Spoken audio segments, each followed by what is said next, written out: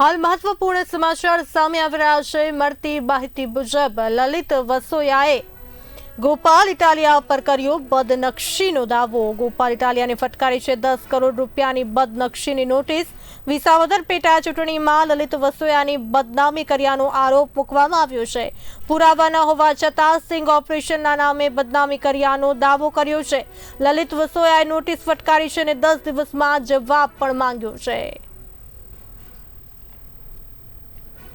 આજે આમ આદમી પાર્ટીના ધારાસભ્ય ગોપાલભાઈ ઇટાલિયાને મેં માનહાનિના દાવા માટેની નોટિસ પાઠવી છે।